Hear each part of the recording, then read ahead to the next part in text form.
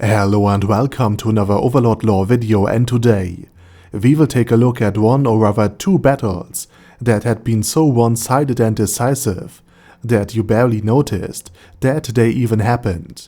and both of them were carried out by Albedo, the floor guardian overseer of Nazarick. But before we dive into them, let me thank my Patreons for supporting this channel. Now, the first battle happened against Azudinwa, who had raided the now ill-guarded and largely abandoned camp of the Sorcerer King, after multiple of his Death Knights had been struck down via Chain Dragon Lightning, circumventing their one-hit KO protection via the usage of a multi-strike spell. Albedo chased right after him, and while she wasn't as fast as she would have been without her Bicon, which she couldn't mount because she couldn't mount Eins, she nonetheless had managed to catch up to him due to a special item Eins had handed out to her. And the battle was a rather curious thing indeed, because both sides tried to play the other. Azudinwa tried to keep the superior Albedo talking for as long as possible, thus buying himself and Zarendorkus Vasion more and preferably enough time to engage and defeat the Sorcerer King, thereby hopefully stopping the conquest of the New World before it had even started properly. But what Azudinwa didn't realize was that Albedo did the exact same thing, for the exact opposite reason. She wanted to keep Azudinwa busy for as long as possible, and ideally prevent him from interfering with the fight, thereby allowing Pandora's Actor and the scrying real Einzelgaun to get the most accurate picture of the skills, abilities and weaknesses of this mysterious enemy lurking in the shadows possible, so that he may later be defeated easily, thus ensuring Nazarick's world conquest. And during the brief exchange that happened before the lengthy speech, Albedo effortlessly dominated the fight and almost knocked Azud's battlesuit straight into the ground, despite not going full power, and despite not even using her weapon, which is the transformed world item True North, or Ginunga Gap. But eventually Pandora's Actor had called Albedo for help, and therefore she abandoned Azud's battle site, and was now homing in to Platinum Dragonlord's position, and her entrance had been monumental, to say the absolute least. Albedo, despite being a tank, a defense-based build, hit the armor of the Dragonlord, that thus far had held the initiative and dominated the fight, while Pandora's Actor was collecting data straight out of the sky, and her follow-up attack made him sink right into the ground, while the third knocked him into orbit. This was the second time Overlord turned into Goat Simulator, because Platinum Dragonlord's armor was treated more like a ragdoll,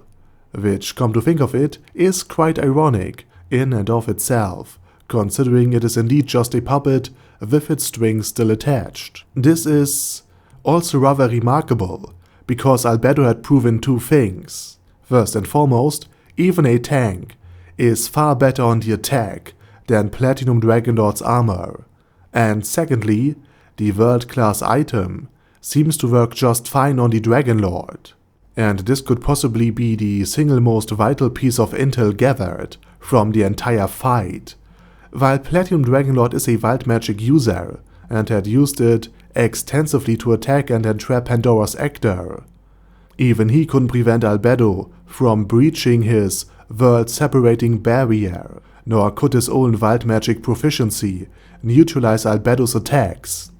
while his immunity to death magic, for example, completely negated Pandora's Actor's death magic attacks and negative energy spells. If we furthermore take into account that world-class items seems to protect from wild magic attacks, then perhaps these items are a higher class of wild magic in and of themselves, which could be very well the case, given that they were likely brought into the New World alongside the various other elements of Yggdrasil by the Dragon Emperor himself, who is likely Platinum Dragonlord's father. And lastly, I started with this battle video instead with the overview about Albedo's strength and character build, so that you can contextualize how strong the Floor Guardian Overseer is compared to Platinum Dragonlord's armor.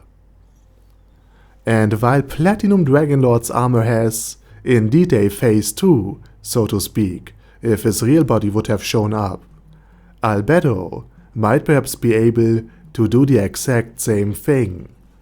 And with that said, I say thank you very much for watching, and special thanks to Adam J,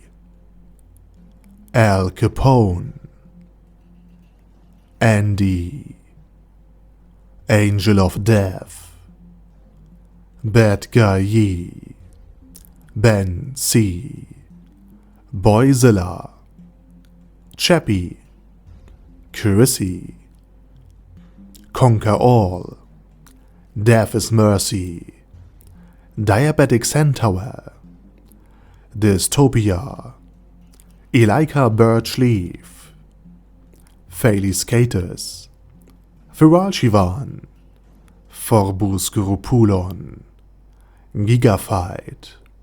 Ghost of Epicness, Guy with That Hat, Hector Marino, Black Phoenix Emperor, Hoss, Huster, Jacob G, Jana B, Jason, Kleinator, Chromius, Larch, Lifa, Legendarius, Lord Nishikian Rai, Lord Touch Me, Lord Ulbert Elaine Oddle, Luces Ollie, Lexus Fox,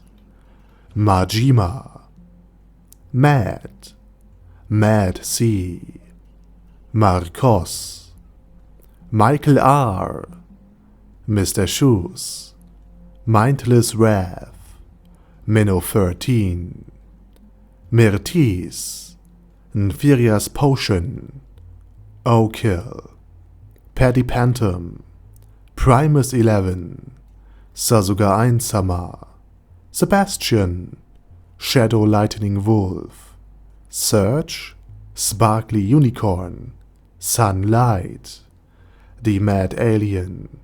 The Orc Warboss Rock Ad Smasher, Ultra Suck, Vash Hawkeye, Venture Fanatic, Zoggo Bane of a Lot, and Zonagon. Thanks guys. Anyway, have a nice day, and I hope to see you all again soon on my next video. Over and out.